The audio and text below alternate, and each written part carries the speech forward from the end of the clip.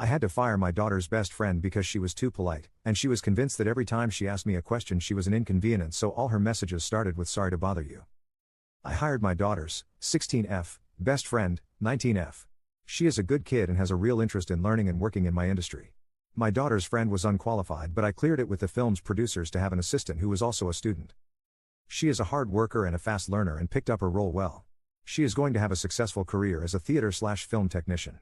In spite of that hard work and quick learning, I had to fire her last night over her text messages to me. She is hired as a student, her inexperience and therefore needs to ask questions is assumed. I expect text messages asking for more clear directions, instructions on assigned tasks, clarification of the equipment, etc. I told her the beginning of December, "You are here to learn, not to already know. No matter where I am, you text me questions you have and I will come to show you or reply with an explanation."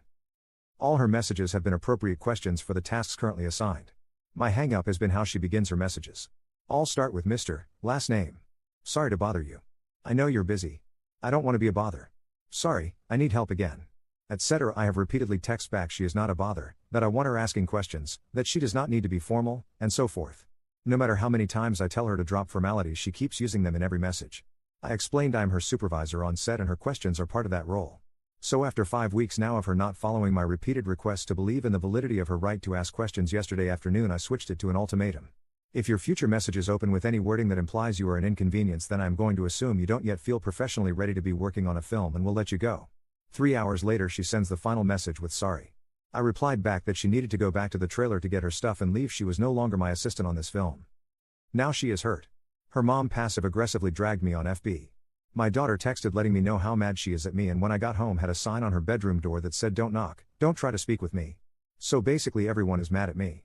Now, the fired best friend will still be included in the credits, invited to the premiere as a crew member, and get a positive job reference on her ability to perform the assigned tasks. All she lost was these final 2 weeks of work. I have assured everyone that I will give her another chance on a future gig when I feel she is ready to ask questions without qualifiers. Listening to and adapting your work behavior to the preferences of your supervisor is a real-world priority, so I think I did her future career a favor teaching that lesson. Am I the jerk? Update. Thank you everyone for the fast and very thorough ass whooping. We do not start filming today till late afternoon.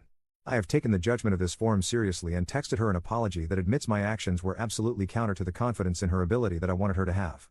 I have asked her to please come back to finish the remainder of the shoot with us and told her I would reimburse the couple of lost hours from last night.